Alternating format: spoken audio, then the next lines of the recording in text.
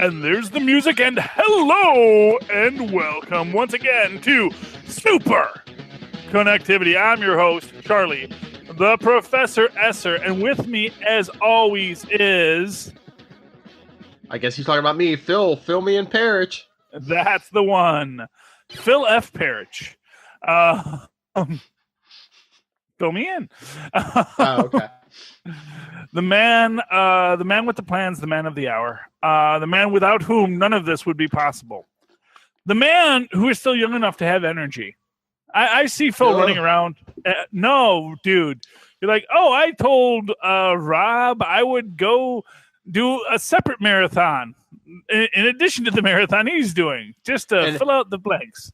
An online marathon, so yeah, I have enough energy to sit on my butt all day in front of a computer if that's what it takes. And even though you don't have to do that all day. It takes a lot of energy to sit on your butt, let me tell you.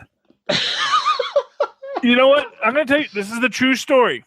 Why sitting on your butt is the most important skill you have to hone. My father was a workaholic. He was also an alcoholic. But as my mom said, she didn't know men came any other way, and she loved the fact that he was a workaholic too. And at a certain point, as happens to every workaholic, they do have to retire.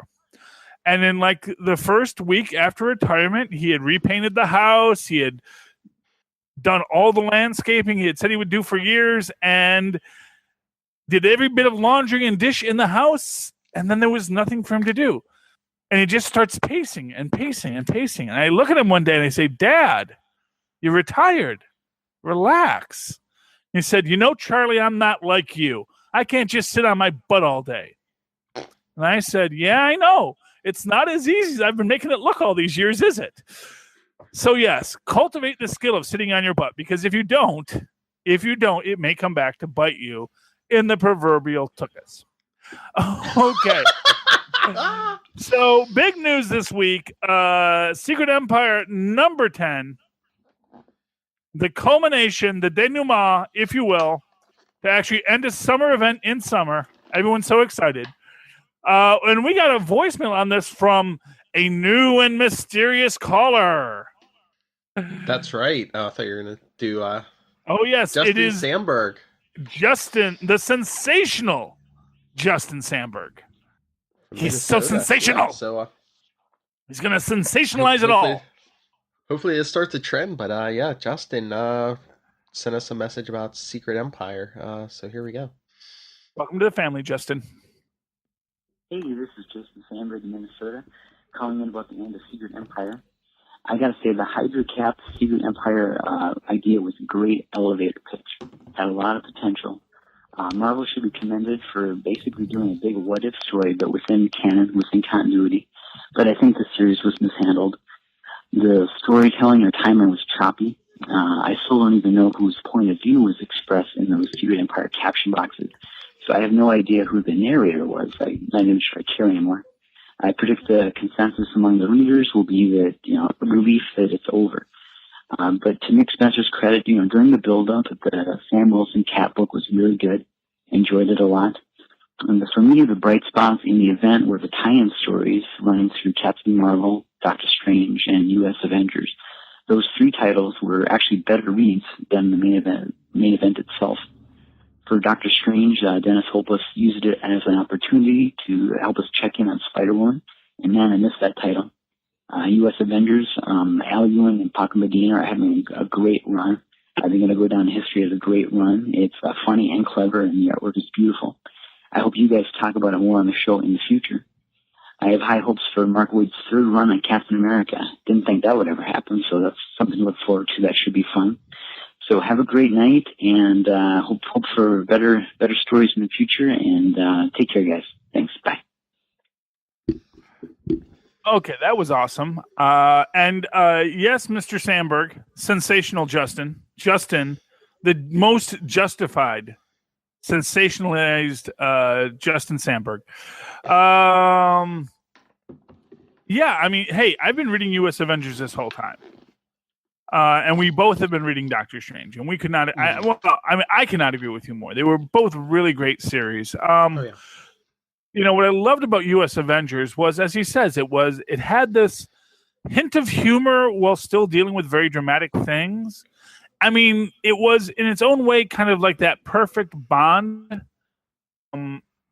That it was, it was a perfect variation on the Ian Fleming theme. It was that idea of quippiness and high stakes. And I really loved it. I love Sunspot as basically a supervillain for good. It is such an amazing concept. The idea of like, what if Lex Luthor were actually a superhero instead of just doing it for the kicks? And I really think that Sunspot really makes that a go of it. One of the things I love about that is just the idea that, Sunspot was never really, he wasn't like a science genius before. But of course, the Marvel Universe has lots of geniuses who aren't science geniuses. Mm-hmm. And guys like Cap and Nick Fury emphasize that. These guys who are just really planning things out, even though they're not tinkering in their labs, they're still making really amazing changes to the world and plotting things out 6, 7, 18 moves in advance. Oh, when we're done with Secret Empire talk, remind me to tell you about this week's infamous Iron Man. Oh, yeah, I did not pick that up. Well, I mean, I browsed through it, debated it. Did you see the last page? Oh, yeah. I saw what it all was. Who the maker was? Okay. Oh, yeah. Oh, was that the maker or was that his mother? No, I think, well, it was supposed to be the maker, but it was someone in disguise. Well, yes. Yeah. Maybe, was it his mother? Was his mother there? Or, because I thought that was his mother. I thought the maker had partnered with that reveal.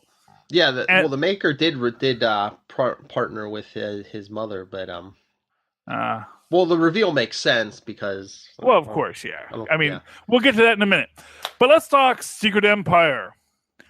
And Justin had, I mean, I think he was kind of hinting at this, and I kind of had this thought. I want to know if you had this thought. Even though they added another issue, did it kind of seem rushed to you this last issue? Like, I mean, we did all this build up for at least a year more, and do you think that ending is what they originally had planned, or did they change plans? Because, all right, spoilers, they pulled a Superman 3, and you got good Steve Rogers versus bad Steve Rogers. Oh, they did something a little bit. Yeah, Superman 3, greatest Superman film ever made. I know. I'll get you with that. And let me tell you what they did. Was they gave Rogers a get out of jail free card. Oh, yeah. And a get out of jail free card that was double emphasized by the recent Deadpool, which I didn't pick up, but I saw the spoilers from it, and I know you picked it up. Yeah. And you mean about that? They actually mentioned that the evil version was locked up. Yeah, that the evil version was locked up, which says that it's like a double Riker. There's a quantum co-location of our Steve Rogers. Both are very much the real Steve Rogers, and both feel they're very much the real Steve Rogers. And it is really just a question of who thinks who is the duplicate. So are they both real? I mean, they're both. They're both. Was the original Steve Rogers just split, or I mean, at first in the story it seemed like the original Steve Rogers was corrupted. Kobik took the tiny shard left that was good and pulled him out and created a whole second Steve Rogers. No, what happened was Steve Rogers died along with Tony Stark at the end of the 616. They both died before Secret Wars. And when there's not a Dr. Doom available, you got to make one out of whole cloth. And that's what Franklin Richards did. Mm-hmm. So, yeah, essentially, to make a point, especially when we discuss the vanishing point and things of that nature, there is no history here. And this, I think, is an important point. When Franklin recreated the universe, he didn't recreate it from... He built a fully formed universe at a point that we're rejoining it. At least, assumably. I mean, maybe he put the universe back to zero, but then, why was there still a incursion event? It's a very strange thing. So since the incursion events still occurred, we have to assume the universe basically came fully formed out of whole cloth from the mind of Franklin Richards. It seems to me that the universe, Franklin and Reed tried to put the universe back exactly the way the Molecule it was. Man, who's still evil, remember? And the Molecule Man, and it seems like they tried to make it so most of the world didn't remember the incursions and Secret War and all that. But there are, I don't know if they had to fill in elements from different universes. Well no, clearly the heroes. I mean, clearly the heroes remember the incursions. I don't know if everybody remembers, because I know I stopped getting it for a while. I picked up the last couple issues of Jessica Jones. I'm thinking I'm like back up to date except for like one issue, but that's one of the things Jessica had a problem with. She was working with Captain Marvel when everything was good there, except the one problem she had is, you remember that guy remember when I was covering it? That guy who got arrested for killing his wife, and then he said, it wasn't my wife, I'm from a different universe, blah, blah, blah.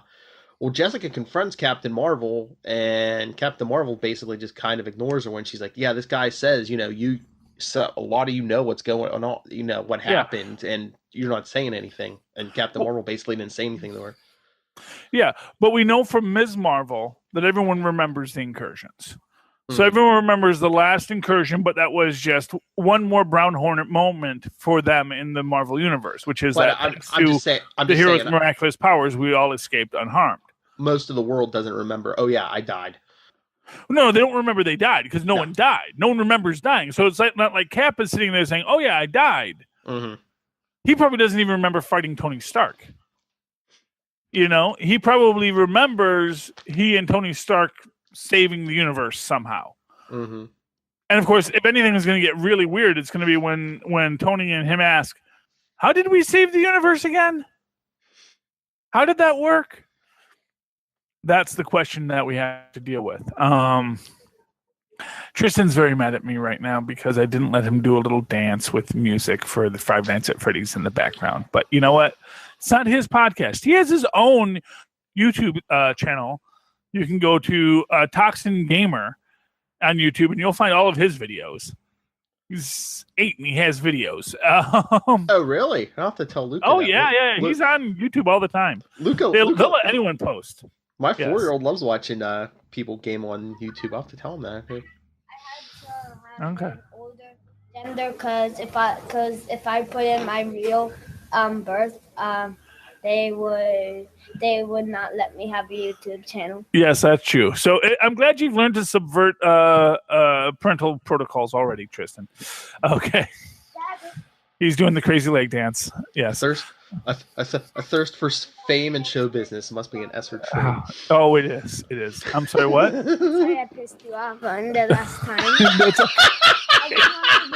I know, but you can't play copyright music on my show. I wasn't. Well, you were playing the music. That was Scott Kaufman's music. That's all copyright. No, it wasn't Scott Kaufman. Well, whose music was it? I don't know. I didn't. Okay, but it was probably a Five Nights at Freddy's theme, wasn't it? Mm-hmm. Yeah, so that means Scott Kaufman wrote it. Okay. Scott Kaufman doesn't write all of the Five Nights at Freddy's music. Okay, but I'm sure it was copyright to somebody. Okay, no, it's okay, buddy. Music that was bugging me, because him dancing in the background doesn't really bug me necessarily, but when he starts playing the music, it's like, dude, I'm trying to do something. But anyway, that's my son. What a showboat, just like his old man. Oh yeah. Oh, you wait, Phil. You think I'm a showboat, Phil? I'm just saying, you and little Luca, he's gonna be in your background every episode. Now that you had this brilliant idea to do video. Okay, moving right along. About Secret Empire 10 is we get this get out of jail free card for Cap, which is that on, I'm sure, national TV, because Cap's got this all being broadcast as he's fighting. Oh, yeah. Because he wants to show the defeat of his enemies. Out comes real Cap, who grabs Mjolnir to show that he is the true worthy one. Oh, what about that twist on Mjolnir? Oh yeah. If ye be strong enough, you shall have the power of the Hydra. And but this, of course, goes to the basic nature of a cosmic cube. It was an interesting thing I was thinking about cosmic cubes and the history of cosmic cubes as explained through the Secret Wars 3 storyline in Fantastic Four, which went for 2 issues, where they go back and find the Beyonder, and they basically explain that cosmic cubes are the Beyonders that have come. Well, so what they said is that the force of that other universe comes into these cosmic cubes, and they become. It's kind of like a force field that shapes it, and then they eventually mature into like a cosmic being. Well, yeah, exactly, and that's essentially what we got in the Avengers versus Invaders storyline, which was that, and the visions from. I'm so sad the visions from Smoke World didn't come back.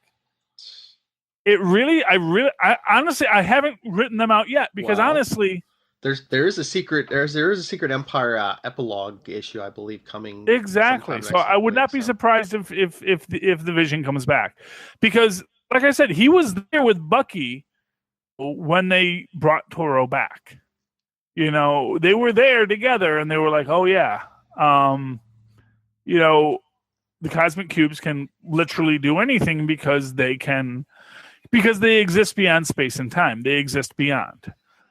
And now my theory has always been that, the Beyonder Prime is the one who came in contact with Owen Reese across the multiverse, which leads to, this is still my theory. I don't know if anyone's going to buy it or sell it or write it, but this is my theory, is that when he came in contact with Owen Reese, it goes past and into the future. Because if you're beyond time, then you exist at all points in time, sort of in the Dr. Manhattan kind of state. So I was going to say. Yep. Yeah, and the idea is that once he comes into contact with Owen Reese, then certainly he can start to experiment with himself and his now multiplied self that become the Beyonders, which is why the Beyonders exist before the Beyonder. Mm-hmm. Because it's not linear time. The Beyonder is the first Beyonder, but the Beyonders already existed in this universe from our perspective of time. No, there's the Beyonder, and there's the Beyond, and there's one thing. But the idea is that when these, so it's an interesting question. Did aliens find a way to tap into the Beyond, to bring a Beyond in? To control it in a cube that then evolves into a sentient? Or did the Beyonders implant the idea in creatures that you can open these doors to create a magic wish box? Kind of create themselves. Yes, exactly. Because, of course, at the end of the day, what the Beyonder wishes to understand is desire. And what is more about desire than a magical wishing cube? It's about what do you desire. Oh, yeah, I got one, too. Oh, did you get it? Oh, yeah. Oh, yeah, well, we all got one. We all went to the store that day. It's supposed to glow in the dark, though. I don't think it glows in the dark, but I guess... It glows in the dark, but like all glow-in-the-dark things, you have to charge it. Yeah. Well, I mean, I guess, what can I expect for free? Yeah. No, it'll glow. Here's the problem, is that, you charge it with natural light, but then the sun sets slowly. And so it never gets to that glow state. What you need to do is you need to charge it and then take it into the bathroom and turn off the light, and you'll see it glow. Yeah. Didn't you actually deal with glow-in-the-dark things as a child? Yeah, no, I did. I thought I charged it enough. Maybe perhaps I did not. Yeah. Well, I know for myself that when I put my hands over it, it will glow. It's not as glowy as my son's glow putty, but it's glowy. The thing I was really hoping, well, 2 things I'm thinking about in Secret Empire, none of which are probably going to come to pass. After Secret Empire 10, 1, I'm hoping, I call me old school, I love secret identities. Mm-hmm. I would hope Kobe could maybe put Steve Rogers' identity back in the bottle, so like nobody knows Steve Rogers is Captain America. I mean, first off, I don't think that was. Was that ever really the case? Was it, because here's the thing about Steve Rogers as Captain America. It was a public record. Well, that's a FOIA request away.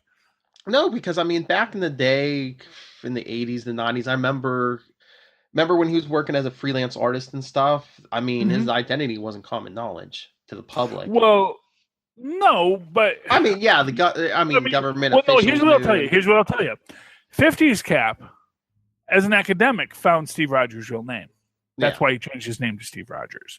So it was information that was out there. But just here's the thing about secret identities: for the most part, no one really cares. Mhm. And if you happen to be Captain America, I mean, it's sort of like the fact that the Black Widow is Natasha Romanoff. Mhm. If Natasha Romanoff walks into a room and says, "Hi, I'm Natasha Romanoff," unless they know what the Black Widow looks like, no one's going to think, "Oh, that's the Black Widow." They're going to think, "Oh, that's some lady named Natasha." And I mean, you could see his face under the mask. You could tell he's a white guy, but I mean, without the identity, I kind of like that he's like a symbol for like everyone. Oh Without yeah, a name, he's just like this symbol for, yeah. every And person. and that's true. But like I said, I've never really felt that Captain America had a secret identity. Mm-hmm.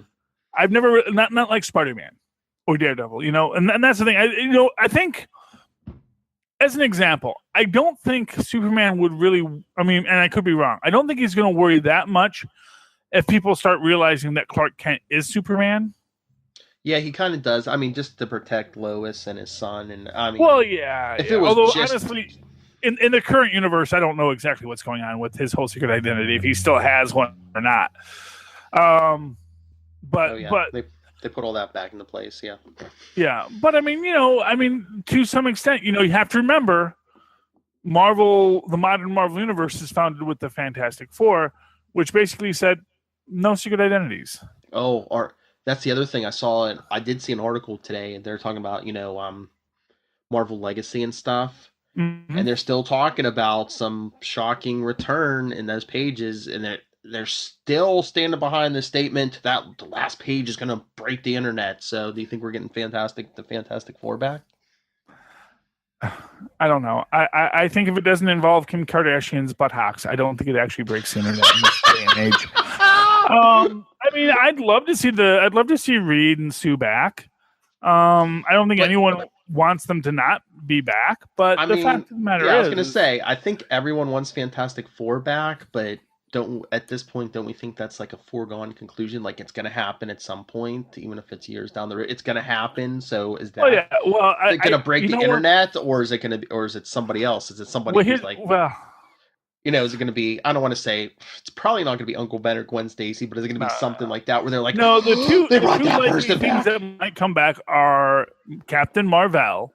Yeah. Which I don't think it's going to happen because and you don't give a crap about Captain Marvel, so is that something? No one gives a break the crap internet about Captain Marvel. How dare you? No one. Captain Marvel was a third-rate Superman pastiche until the death of Captain Marvel. And the death of Captain Marvel is what made him a star. But Powerless was fine art to you. Come on. I'm just saying. I mean, I knew he existed. Honestly, he's going to tell you, Rick Jones was the draw of Captain Marvel. That's jive, man. That's jive. I'll tell you what is jive. I am the master of the jive turkeys. No, I'm just saying. I mean, and not for nothing, we already have a Captain Marvel. So bringing back Captain Marvel at this point, which, not for nothing, kind of got lampshaded in Ms. Marvel, where they had a whole thing about how if Captain Marvel returns, it's kind of a big FU to Captain Marvel. Because it's all, it's a white male being Captain Marvel again. Now we can rest easy. Well, I mean, awful gyno feelings aren't associated with Captain Marvel anymore. Well, one, I mean, you can give him a different name, and technically, he's not a white male. He is an alien. Of course, he's a pink Kree. But he is male. Pink Kree. Yes. Yeah. They have similar sexes, similar genders to us. So he is a pink Kree. And I think they were talking with Legacy. They were saying, "Oh yeah, a lot of the old favorites are going to return, but that doesn't mean that we're getting rid of Miles Morales or any of those newer characters." Well, yeah, because I think the whole point of Generations is to strengthen the next generation. Mm-hmm. So I'm just wondering, is Marvel trying to get everyone, or are they trying to let everyone have their cake and eat it too? So you're going to have two of every character. Well, they've already had two of every character. Yeah, but I mean, Yeah, I mean, you've been saying this for months. It's like there's like 2 Spider-Mans and there's like 3 Spider-Mans and 2 these and that. You know. But I mean, are they really like, are they really going to double down on it? Like, are they going to bring Bruce Banner back, and you're going to have 2 Hulks, and are they going to do it as No, I don't think Banner comes back. Never. Never. I don't think Banner ever comes back. Or I mean, he may come back someday, but I don't think right now. I don't think they're bringing back Banner because they just brought back Banner. Yeah, but temporarily. Actually, just brought back Banner twice to hang a hat on it. And if they bring back Banner a third time, I think it just you stop to really be interested by it. Yeah, but I mean, Bruce Banner plays a big part in Thor Ragnarok, and you know how they like their time. No, stuff. Once somebody gets a movie. No, Philip. The Hulk plays a big part in Thor Ragnarok. We really don't know how much Banner's even in it. True, but I mean, maybe Banner's brain. Well, yeah, Banner's brain, but how different is that from Amadeus's brain? And I'm just saying, you might get Banner personality because we might be getting a Banner Hulk in Ragnarok. Yeah, I would be surprised if they bring Banner back. No, it's like this. I mean, I guess they're bringing Hank Pym back. That's something in there. I've seen some sort of implications that Hank Pym is coming back, and it's like, okay. I mean, Ultron's still out there. Honestly, most of these things, they kind of strike me as Well, I mean, I think they're trying to get long-term fans back. I think they're trying to play on some people's nostalgia. And Pym and Banner are founding Avengers, so. Yeah, but they were never that good of Avengers. For what it's worth, the Hulk wasn't even an Avenger for more than 3 issues. You know, let's be honest here. It was the in first 3 Avengers issues. Movie, yeah. Well, no, I'm saying. Saying in the first 3 issues of Avengers, Hulk leaves and joins forces with Namor to become their antithesis. And then they're all just like, let's pretend Captain America was the founding Avenger, not the Hulk. Yeah. Well, no, but what it is in what they did in the Avengers was they kind of explored something that they had originally, that at least if you believe the notes on the subject, that Stan Lee had originally thought about for the Fantastic Four, which is whether or not the Thing was really going to be a team member or if he was going to be a guy to break away. In the end, he decided to have the Thing become a real member of the family, to really make it a book about a family. Probably because about that time, him and Joan were thinking about having a family, and he didn't want his uncle to be his antagonist, you know. But I think that was maybe kind of the implication at the start of it, that maybe the Thing was going to wind up being a villain of the book.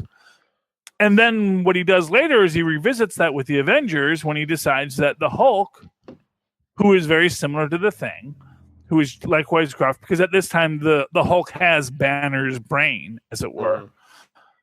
And he decides to turn coat on the Avengers and then gets mad when Captain America becomes the new Avenger, takes his place. And, I think it was very much what Stan Lee was writing at that time, was this idea of, you have that guy who is your friend, but at the same time, kind of someone you don't really trust. Now, what happens with Ragnarok is going to be interesting, because we're going to have to see, is the Hulk a good guy or a bad guy? Because that's always the conundrum of the Hulk. And you have to remember, when we think about the Hulk as a character throughout his entire arc, when we think about, say, Mr. Fix-It, is Mr. Fix-It really a good guy? I remember there's one of my favorite Hulk stories is where there's this guy who's got this like mutant Freddy Krueger power, where when he goes to sleep, his evil side becomes this spiritual being that makes manifest in the real world. And there's this great thing, because he attacks this girl and the girl is running and she runs into Grey Hulk. He's not Mr. Fix at that point. And, the villain guy basically says to him, hey, look, I can see you. You're a monster like me. And Grey Hulk basically says, yeah, it might be neat. torturing this girl. Says, but you know what? That's totally not what I feel like doing, because honestly, you seem like a much better fight to me than her. And the storyline progress. It's a really great story. It's one of the I really think it's one of the great McFarlane David collaborations. It was a one shot, but it's a really good one. What? Yeah, I'd say the Grey Hulk is like an anti-hero at best, because I mean, for most of his history, the Green Hulk had like a limited intelligence, so it's like he didn't know any better. But I mean, they made a point. The Grey Hulk had at least average intelligence. He knew right from wrong, and Yeah, but again, like I say, when you talk about that Banner Hulk from the third episode of Avengers, and he really is kind of an evil Hulk. Yeah, but that really wasn't a Banner Hulk, though, was it? It was more he kind of. No, it was a Banner Hulk, because the entire. I read Marvel Saga. I know this. I know my history. Essentially, what happened is that Banner, because the Banner, of course, became obsessed with the idea: what if I was the brains and the Hulk was the brawn? What could I do? Because even then, they were exploring this idea that Banner is not a well man. Mm-hmm. Banner is kind of a messed up individual. Dr. Jekyll. Yeah, well, not for nothing, Dr. Jekyll keeps on drinking the dang serum. It's not like, he is a real addict, which, of course, is kind of meant to be the implication of the entire idea behind Dr. Jekyll and Mr. Hyde, sort of the demon rum kind of concept, although its actual origin stems from an actual real person who was kind of this, one of the, like, early recorded serial killers, who was this perfectly nice guy who they then found out had a bunch of bodies in his basement, and what's his name? Who wrote Dr. Jekyll and Mr. Hyde? John Lewis Stevens. Yeah, right. John Lewis Stevenson, guy who wrote Gulliver, really got interested in this concept and wrote the book Dr. Jekyll and Mr. Hyde, and it is it is an interesting thing with Banner and the Hulk, because, of course, yes, the Hulk is Banner. The Hulk and Banner like to differentiate themselves, but they're really the same person. Mm-hmm. And, one of the greatest things I loved was when Banner comes back from Planet Hulk after he's back to being Banner, and he says to the other heroes, I want my gear back, regarding the Hulk's armor and weapons from when he was a gladiator on Planet Hulk. And after he leaves, Reed Richards makes the point, I noticed that he said he didn't say it was the Hulk stuff. He said it was his stuff. Mm-hmm. And of course, then what I love was that was during the Dark Reign era. And you have this great bit about how, Banner had cured himself of the Hulk. And then, of course, what Osborn does is he reinfects Banner with the Hulk, basically triggers his Hulk again, because they make the point. It's like the Hulk isn't the threat, Banner's the threat. Banner's the guy building gamma bombs. The Hulk just runs around and stomps on things. It's like it's annoying. It's like a tornado. The Hulk is a tornado. Well, that I forget. Banner is a gamma bomb.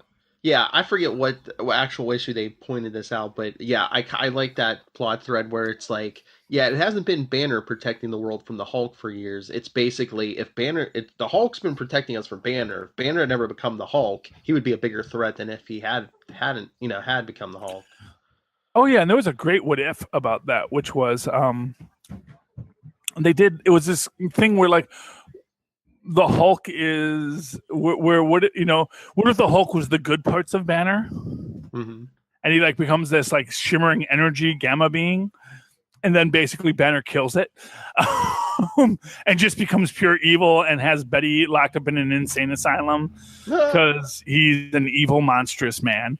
Because he's Bruce Banner, and Bruce Banner is not a nice guy, and I would love to see if we explore that at all with Banner and Hulk, because I with Thor and Hulk, because I could imagine that.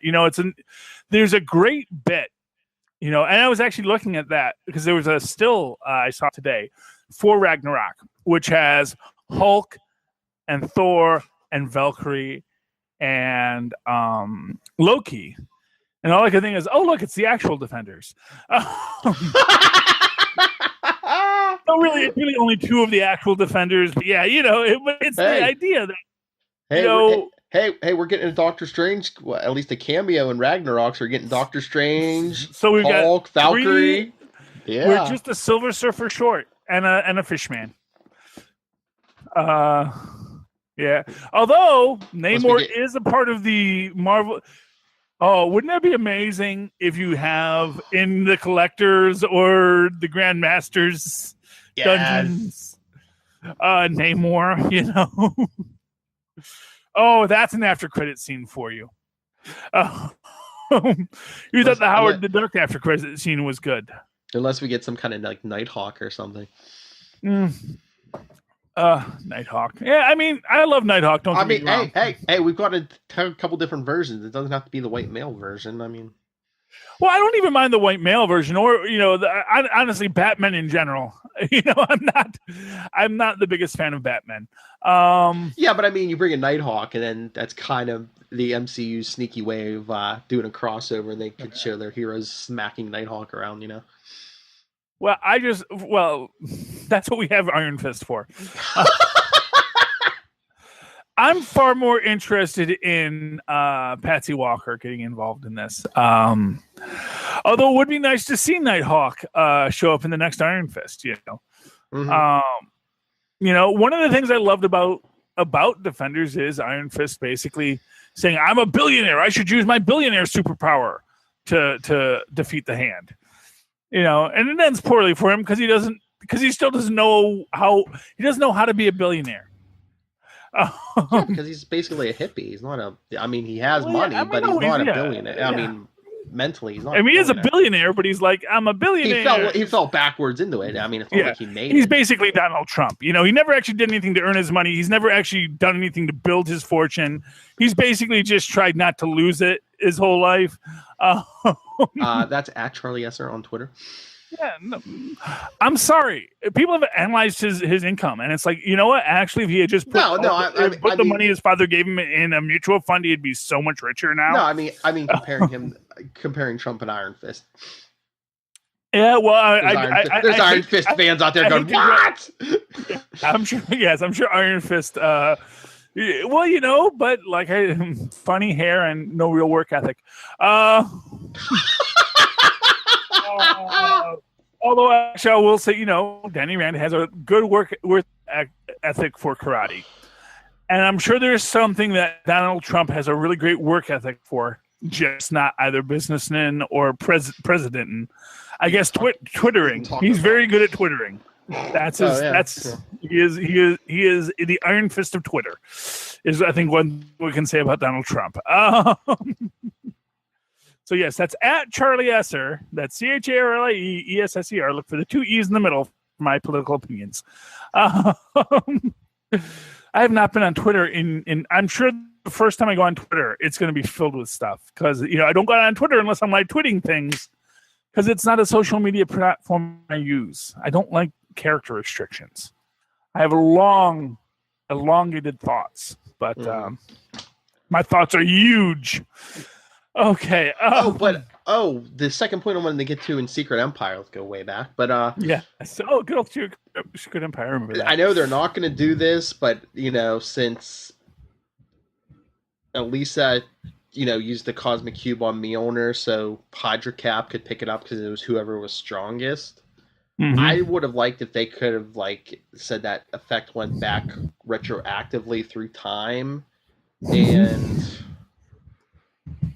I don't know if you want to do this because maybe you still want to do worthiness, but maybe that's why Jane Foster could pick up the hammer because maybe they could say she has a stronger will than Odin's son.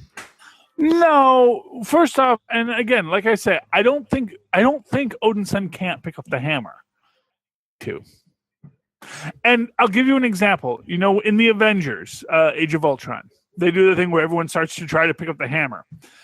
And Cap goes, and you can tell he feels it move. Mm-hmm. And he puts it back down. Because at the end of the day, it's not important to him. He knows he could pick up the hammer, and we all know Cap could pick up the hammer. everyone knows that's the whole thing about Captain America. He is the worthy. He is the most worthy man on earth. And in this situation, I think what it is part of Thor's worthiness is his refusal to pick up the hammer because he realizes how unworthy being a god is. Mm-hmm. Essentially, to give you an example, Odin's son realizes he is not special. His heroism in many ways comes from just being the biggest and strongest one there is. And it's just like the Iron Fist thing we're just talking about. He didn't earn his power. He was born with it. Well, yeah. Well, his money he was born with. He earned his Iron Fist. Yeah, and he didn't earn his money. He was born into it. Then Thor was born into his godhood. He didn't earn it.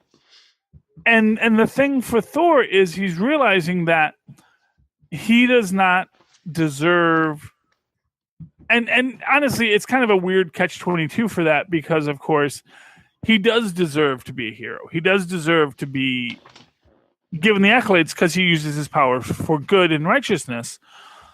But he also knows how often he did not in his very, very, very, very, very long life. Through all of his Ragnaroks, he knows how often he was not the noble Thor.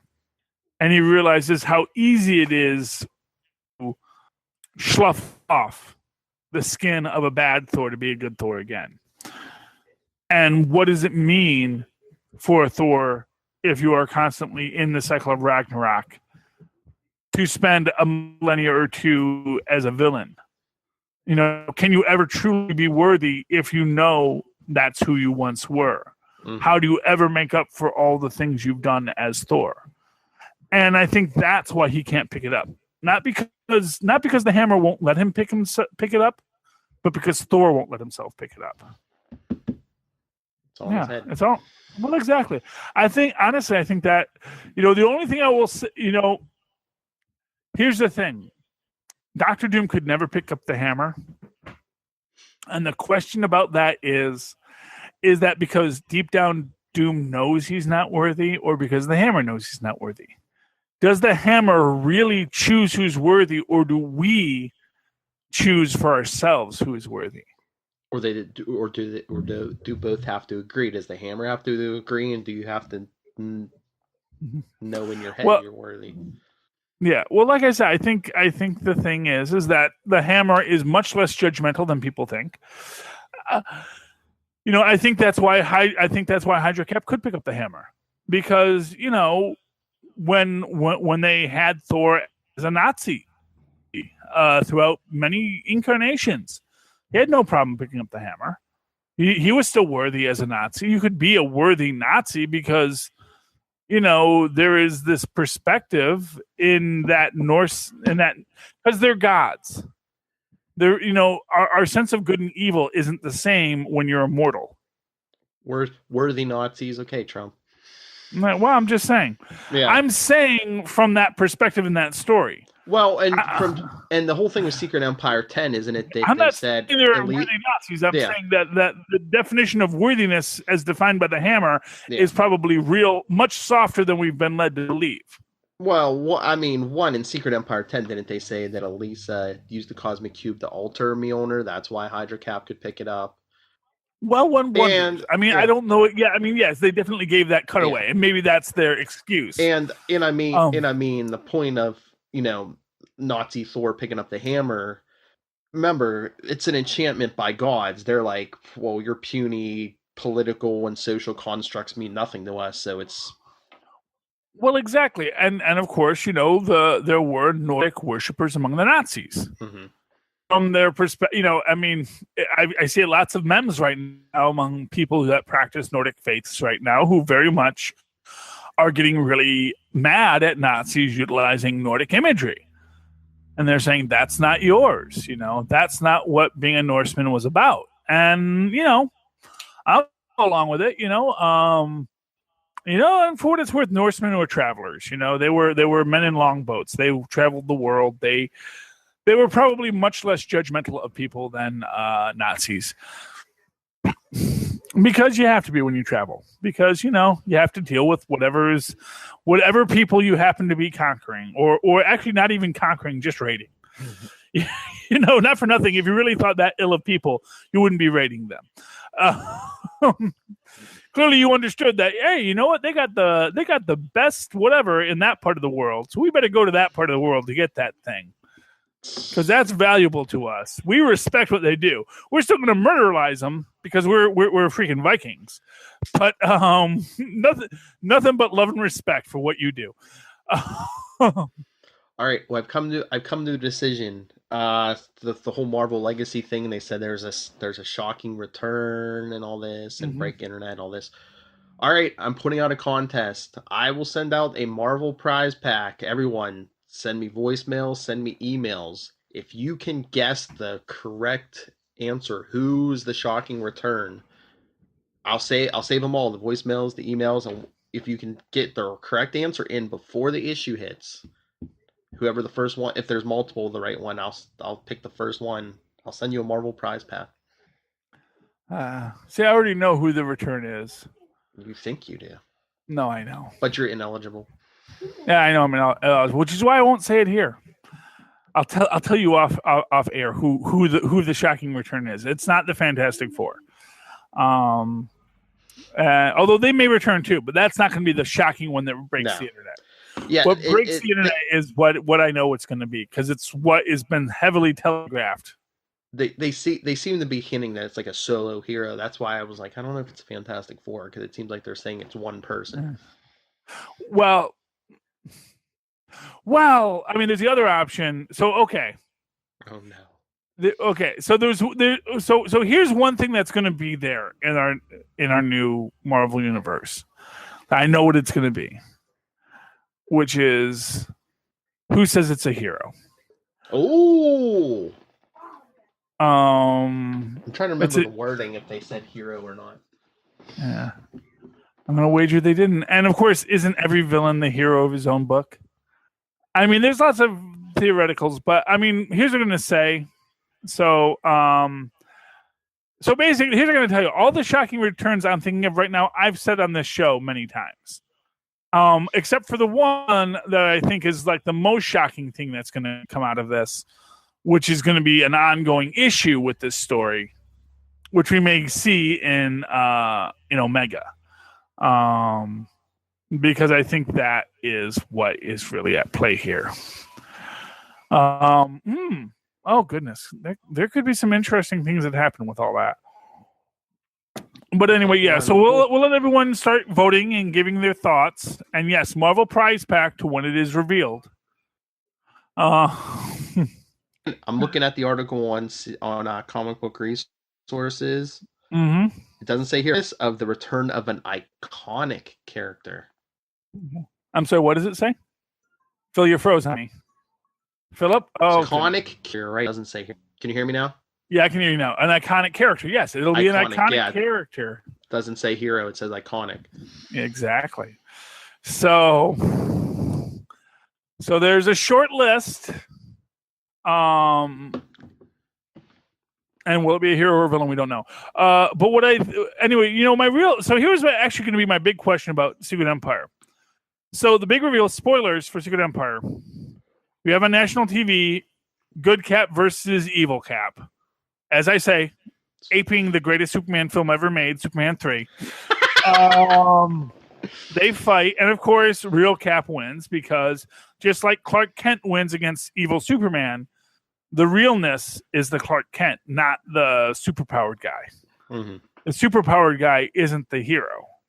It's the Steve Rogers. It's the Clark Kent. It's the guy who tries to do good because he just wants to do good. Now, what is weird in that last scene is he throws the hammer back to Jane Foster. But isn't she in a cancer ward? Shouldn't she be at a hospital? Shouldn't she be at Bethesda Hospital right now? That was my other thing. I was like, wasn't she at least if not dying, it's really sick? I mean, I don't think she was just standing there running. Yeah. Although what I'll tell you is, you make a really interesting point about Kobik changing the hammer. Mm. because that's why the hammer didn't come directly to her immediately. It took Kobik removing the spell. Yes. Which, and you know what that actually tells you? What? The Beyonders are stronger than Odin. No crap. Yeah, the Beyonders are all powerful. That's the whole point, is that they exist beyond. So the best way to think about it is imagine if every particle in the universe visible, and you could push one at any point in history, well, all of time, and you can push a particle to make anything be real. So that any chain reaction you want from the Big Bang on, you could have be a thing. That's what the Beyonders are. I wonder if that's going to be a reveal. Probably not. Of Marvel legacy is that if not the Beyonders, maybe like Odin and those original, BC Avengers. If originally there were going to be no superpowers, no mutants, none of that, and somebody did something and set that all in motion. Well, it'll be an interesting thing. Here's one thing I'll say about the BC Avengers and everything that we're. Here's the thing. And what I think is the important thing about Generations is that there is no past to Marvel. Marvel doesn't have a past. That is why Logan doesn't know what a cell phone is. Because not for nothing, at the point in history when, Logan fought the Wendigo or the Hulk for the first time, cell phones were a thing in a sliding time universe. Really, I mean, if we're going to be honest with you, by the time that the Hulk, cell phones did exist. They were the big old brick ones, or they were car phones. Because you've had car phones since like the 1960s. So he might know what a car phone was. So if she had said, what would have been funny there is if what would have been really interesting if she had said cell phone, and he said a cell phone. He said, yeah, a phone you just carry with you, and he would have said, you mean like a car phone? A mobile phone? Yes. Well, no, but you remember, because you used to actually have to have the phone in the car because that was the only thing that could carry the battery. I remember like the very first mobile cellular phones that had basically a car battery. You had I remember seeing that in a Sears Wish Book catalog when I was a kid. It's like, get your own state-of-the-art cellular phone. It was this big like briefcase of a car battery with a phone on top. And really that technology actually dates all the way back to like the 1940s. And you might have seen these in like old movies or the 1950s with Korea, where they had like the little hand crank generator. And then you had like the phone to talk to, the command base. That was a thing. I remember. I wonder if that's a point of like Generations is supposed to be. Maybe time is fractured. So maybe when Laura went back that day, Logan didn't know what a cell phone was. If she had gone back 2 days later, maybe he would have known what a cell phone was. Well, no, because she's going back to the original universe. That's the point, is that when it first happened in the real past. And really, what they're doing is they're jumping a universe. They're going back to the 7th universe, not the 8th. And that's the point. Is they're going back to the 7th universe, and the 7th universe that happened in the 60s. That's what the 60s, though? Was that the 60s, though? Because no, actually, it was the early 80s. To what, the 70s? Yeah, it might have been the late 70s, early 80s, yeah. Yeah, but the basic idea is that they're going back to that point in history. The actual point in history. And like I said, watch that technology because that's where you're going to see it. And I think we get that. Now, of course, you get that very much when you get to Thor, and it's actually back in the actual Viking era. But that's that. So anyway, the one thing I want to say is, Phil, do you think it's a cop-out that they have 2 Captain Americas now? That's what is that their excuse to say it's not it was really Captain America, but it wasn't really Captain America because now there's another Captain America that's our good Captain America. Well, that's why I was asking, do you think that was their original plan? Do you think I was wondering, was their original plan going to be, Steve Rogers gets turned back to normal and goes, oh God, what did I do? And try to redeem himself, and they got so much backlash and poop about it. They were like, okay, well, let's just split them off and say, oh, there's the bad Cap and the good Cap beat him. I'm going to give you another option.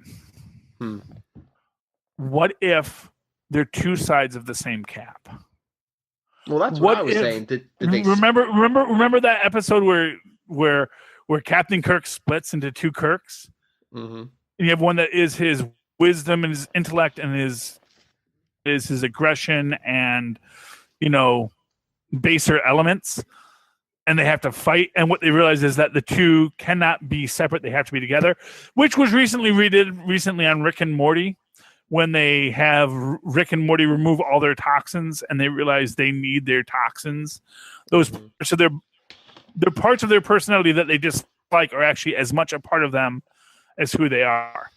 So they do that. Is Cap going to be like, I'm incomplete, I don't have any like dark urges, or, you know, I don't have any. Well, he's going to be something, and he's going to realize something's missing, and it's not going to be right away. Maybe like a killer. Maybe like his killer instinct is gone. Not that he's a killer, but, you know. No, but remember when they split the Hulk? Mm-hmm. It was the same thing, and I think what you will see is, you may see, much like Banner and the Hulk, when Banner removed all his passions into the Hulk, and you had just the Hulk's passions as a separate entity. They both start to die. What do you think that's the way for them to get a retro Cap too? Is like they take that Hydra Cap out of him, and he's more like a version of Cap, like pre-2000. So yeah, well, so what you're gonna see is when more innocent Cap. When Sam goes back to the 40s and meets 40s Cap, he's gonna be a little bit weirded about a Cap who is like from a world where, hey, a colored soldier. So proud to have you on my team. I think you coloreds are doing a good part for the war effort. You know, you're going to have that reality that, I don't think Steve was ever like that. I mean, Bucky might be, but I don't think Steve was ever. No. No, because it's not like he's being. That was just the word you used. In the same way that nowadays an intelligent person says African American, you know, not colored or black. Well, I mean, you might say. I mean, honestly, it's a hodgepodge, and it's much more nuanced right now. It's more about how you say it than what you say. But the fact of the matter is, he's going to use these terms that were the normal terms that were accepted, and he's going to realize that and not for nothing, he might even realize that, oh my God, you're 18, aren't you? Yeah. People forget that about Steve Rogers. When he first becomes Captain America, he's like a teenager. He's like 18. Yeah, he's 19, yeah. He has made the point a couple times. Like, he was only like, 2 or 3. He was only like 4 years older than Bucky. Now, of course, anyone who knows the difference between 19 and 16 knows what a big difference that was. Oh yeah, especially back when you were like, when I was such a foolish child, and now I am all of 19 full years old. Oh yeah, especially back in the 40s, because it was like you hit 18, you either went into the service or you got a job. You still are supposed to. Well, yeah, but I'm just saying it was more, not even, there wasn't even as much going to college. It was like, you graduate high school, you jumped into a job. Yeah. But anyway, I mean, I think that might be part of it. And I think part of it might be that that's what Sam's supposed to realize, is that Hydra Cap maybe was more of Cap. And maybe that's when you get the hand wringing. When Cap realizes that there was a part of him that always wanted that. Mm-hmm. I'm thinking they're going to go for a more nostalgia Cap now. They took Hydra Cap out, and they're going to play him more as the superhero again, and not as a straight up soldier. Yeah, but if you do that, the problem is, here's the thing. Anytime you try to make your character more innocent, all you do is emphasize how not innocent they are. Yeah, but yeah, and you basically make them play a fool's pawn. I think it's going to be something along that theme, because I think they even said when Mark Waid comes back to write Cap, I think he's going on a road trip or something. Well, I mean, so it's going to be maybe him trying to rediscover himself through America and stuff. And I mean, it's going to be interesting what happens with Evil Cap, and it's going to be interesting. I know we always have this question with. Oh wait, we always have this question with comics, especially like in DC with the Joker. How do they not execute Evil Cap? I mean, forget. Besides Las Vegas, how many other lives has he? He killed all. They bombed all of Las Vegas. Rick Jones. Well, he may be on death row when he escapes. True. Let's face it. He's still Captain freaking America. And you want to really think that what I'm going to tell you is that all the Nazis in World War II couldn't kill Captain America. So he may be imprisoned, but let's not forget. And there's 3 levels to this. It's like remember when Norman Osborn took over S.H.I.E.L.D. and you found out that a lot of S.H.I.E.L.D. guys were just fine with all that. Mm-hmm. There were probably a lot of guys who Law and Order. Now that, that's the thing is everyone always wants to equate Nazism with racism. Yeah. But really, fascism isn't even about superficial differences. It's about ins versus outs. And taking control. Well, exactly. So, you can say, oh, how could you be a fascist if you're Jewish or you have friends and family who are Jewish? And it's like, well, because it's not about whether or not you're Jewish or Croatian or African American. It's about whether or not you feel that you are on the in. And everyone who is not part of the group is on the out. Mm-hmm. It is as superficial. It is as superficial as skin color, or as I like to say, it's as superficial as red Kangs versus blue Kangs. Mm-hmm. It's like we're this group. This is our color. We have decided that we are the best, and so everyone else must fall before us. And why Sylvester is still my favorite Doctor Who. Best one, man. Best one of all. Because he did sleight of hand. Doctors today, they don't do sleight of hand.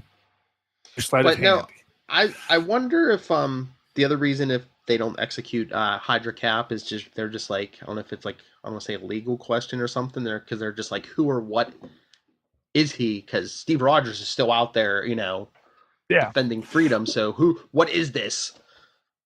Well, I remember when, and not for nothing, you may get Steve Rogers asking for clemency for his brother. I'll try to rehabilitate him. Or that, whatever else it is this idea that we must be better. There was a thing when Dr. Doom had been captured and was going to be put on trial for all of his crimes against humanity. And Reed Richards comes and says, well, I'm going to defend you. No one else will take this case, but I'm going to defend you because I think you are redeemed. I think that there is good in you.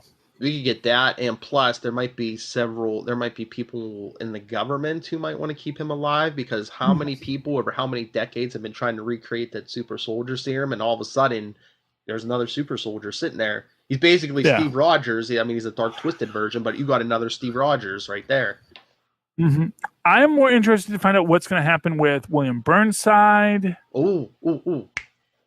With Protoside. Maybe even Jack Monroe. Uh-huh. Oh, I got it. I know what they're going to do with Hydra Cap. Remember how I said I thought splitting him off from Steve Rogers, they might take Steve Rogers more of a superhero route. Maybe Steve Rogers refuses to work for the government again, so certain factions of the government are like, well, we don't need him. We have our own Steve Rogers sitting in a cell. All we got to do is rehabilitate him, and we have our government Captain America. And we don't have to go a John Walker route this time. We have a Steve Rogers right there. Well, like I said, my opinion is that they're not. I don't think Steve Rogers is going to be sitting in that cell long, because I think Zola or someone's going to bust him out. Zola or Zemo is going to, because they basically said, you know what, you may be Captain America, but quite frankly, not, and not for nothing, for the supervillain community, when the other Captain America shows up, it's like, oh, this one is ours. Oh, it'll be just as informative to the villain community as it is to the hero community to have a separation of our Captain Americas. You know who else that other Steve Rogers could be? Hydra Cap. Remember, the original Red Skull's mind was locked in Steve Rogers' brain. So whose head is this Red Skull in now? So yeah, it might be an interesting. That's an interesting thought. He'll have, once again, he'll have a Steve Rogers body. Bang. Yes. Although I think that might even be a much more complex concept too. I mean, just because I think this Steve Rogers will think he's Steve Rogers. Yeah, but he's Steve Rogers from his universe and his understanding of the universe. But I mean, even original Steve Rogers still had the Red Skull locked in his head. I mean, yes. This guy could still think he's Steve Rogers, but have the Red Skull whispering in his ear. Yes, it will be very interesting to see what happens. And I think it's like I said. I think having the having, and that's an interesting thing because I was kind of waiting for that, and I didn't realize it until I read the spoilers on Deadpool. That that Steve Rogers is still hanging around. Mm-hmm. So I think what you're going to see is you're going to get a lot of people who are like, they're going to be people like, yep, just a quantum co-location like they did with the two Rikers or Captain Kirk that one time, where one was evil and one was good, yada, yada, yada. They're going to do a lot of Star Trek references in all this. But I think at the end of the day, that's what's going to be. Is there's going to be people that just accept it and people who are just like, yeah, maybe we shouldn't be having superheroes in general. So the same anti-superheroic, the same fear of superhumans that fed the anti-mutant and the anti-inhuman things and the Superhero Registration Act and everything else, all these things that feed into this idea, that's still out there. They don't go away just because, our Cap's back. Because no matter how much you trust Cap, you don't trust what happens next. Okay. One thing I want to talk about, because we've gone real long tonight. It feels like I want to go to bed. No, a lot of good stuff. I mean, especially that Secret Empire 10. That needed broken down. Honestly. But so I have to say, I am on board with Inhumans. I am going to say right now. What? In a crazy jujitsu, turn the trolls against themselves way, I think Marvel wanted us to hate Inhumans just to make us eat crow afterwards. Because in the most recent Inhuman trailers, they did something that is so shocking, such a bold move, and so obvious from the get-go. I didn't see it. Like, what is it? Oh, you really want the spoiler, Phil? Yeah, give it to me. Spoilers. They cut Medusa's hair. Yeah, baby. When Maximus takes over and they do this whole thing where you do like little brain thing and Medusa. And then the last scene we see is Medusa with freaking, a haircut like mine and kicking butt. Just like, wah, wah, wah, ninja, super strong because I'm still a freaking queen of the Inhumans, you schmendrick. And what it strikes me is, oh my goodness, they made Medusa the secret BA of the whole story. That's what you wanted. Yeah, there you That's go. what I wanted. And it's like, they said, it's about Black Bolt having dyspepsia and always having to burp. It's about all these other characters just going, we're going to be characters in this film. And, here's a big slobbery dog. And they were doing that, and it was all a ruse. And we see, like, just before that, we see the hair moving a bit. And we go, okay, the hair's doing good. And then, bam, shaved head Medusa. And they're saying, and Medusa now, because they think, because that's the thing, they take away her hair, and then now she is powerless. And it's like, brother, you really thought that was my power? Oh, sweetheart. That was, it's like Tony Stark in his armor, It's like, the armor's not my power, man. The armor's just a great tool. The power is this thing here. And the power for Medusa is being the freaking queen of the Inhumans. Nice. And she is going to go kick some Maximus butt in these 8 episodes. And whatever Black Bolt's doing on the planet Earth with, Gorgon and them, it'll be neat. But it's going to be Medusa retaking her freaking throne like so much Cersei Lannister or Daenerys Targaryen. I don't watch that show, but I think those are the characters' names. It's not Cersei Lannister? I don't know. I don't watch it. Oh, you don't watch that? Okay, yeah. No. Yeah, but I believe Daenerys is a Targaryen, and Cersei. I know Cersei's a Lannister because Tyrion's a Lannister, and they're both these two BA ladies who stood up and said, "BA from the A team means bad attitude," or the other word, Oh, but I already used one profanity on a show, and don't want to get any more ire from Rob, especially since Tristan comes in and starts talking blue on my podcast. But anyway, yeah. But so Medusa as the secret BA of this whole series. Honestly, now I'm like, okay. To quote Monica Geller, things just got real. And I am so excited about that, and I can't wait to see it now. I'm like, really, I may even go freaking pay IMAX money for this nonsense. That's how excited I am about. Falling over. Sure, you and me both, sweetheart. I honestly, I am like, whoa! Yeah. How did they do that? How did they get me from like, oh, yes, this is gonna be great. I was seriously considering going like maybe Monday, and I think you've sold me. Yeah. Oh, when does it open? I think it's today. Oh, okay. Well, I'm not seeing that kind of cash right now. But well, I don't know how long it's there because I was looking at tickets. I know all weekend it's there. I don't know how long they're keeping it in the theater. Because the show doesn't debut to the end of the month, so I wonder if they're going to run it the whole month. Or honestly, well, part of me I think kind of just really wants to see it on as a series because honestly, I don't want to. Because here's what I'm going to tell you: I think they're going to end it Empire style. I think that it's going to end at the end of that movie with the haircut, Black Bolt banished, and Maximus in Pantagruel. He is going to be all happy and go lucky, and now the heroes have been defeated. Well, as long as they end it like Empire, not like Austin Powers. Yeah, no, we don't end it like Empire. All the heroes are defeated. Luke is never going to be a Jedi because he's leaving. He never got to be a Jedi. That whole thing in Return of the Jedi, that's just Yoda saying, "Yeah, fine, you're a Jedi." I'm dead. What does it matter? It's like, fine, be a Jedi. What do I care? It's like, yeah, you're Roman. There's no Romans left. Go, sure. Yeah, sure, fine. Fine, sure, now you're a Jedi. That's fine. Whatever gets you through the day, Mr. Skywalker, Man, that one family screws up a whole freaking galaxy. Good thing there's a billion other galaxies.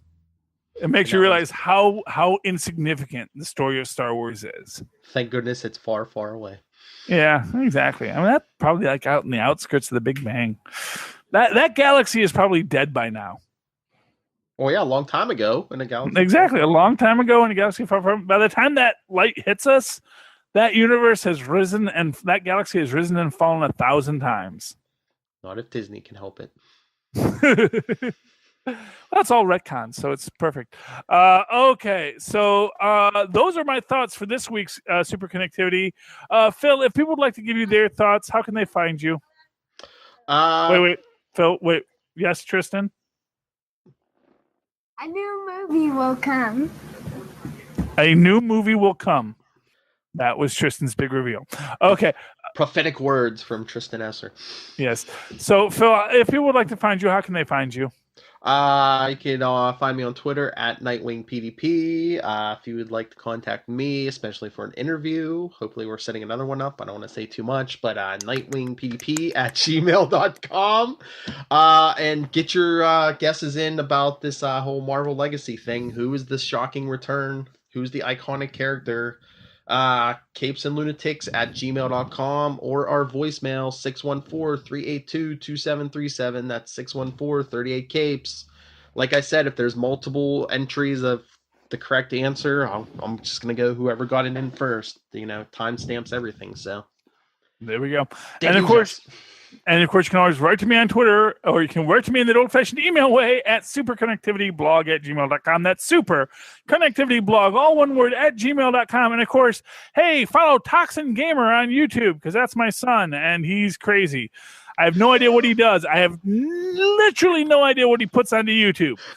So you guys can tell me, dude, your son is doing some stuff he shouldn't be doing, and that's fine. But you know, I believe in freedom for children. You know, when I was a child, I used to get to run around and play in swamps and parks and things like that, and I nearly drowned several times falling through ice. So I think that letting my son play online is probably a heck of a lot safer than what my parents let me do. And of course, you can always follow me on Twitter if you'd like to tweet at me about what a bad father I am at Charlie Esser. That's CharlieEsser. Look for the 2 E's in the middle for quality. Thank you for connecting with us once again. Ladies and gentlemen, please, next week, super connect with us again. Good night.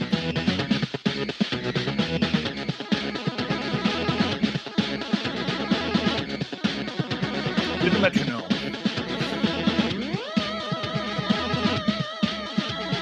What's his handle? Toxin Gamer. Toxin Gamer. That's your Twitter. That's your YouTube name, right? Tristan Toxin Gamer. Yeah, it's Toxin Gamer. All right, that's your homework. Follow Follow Capes and Lunatics on YouTube and Toxin Gamer. Good night.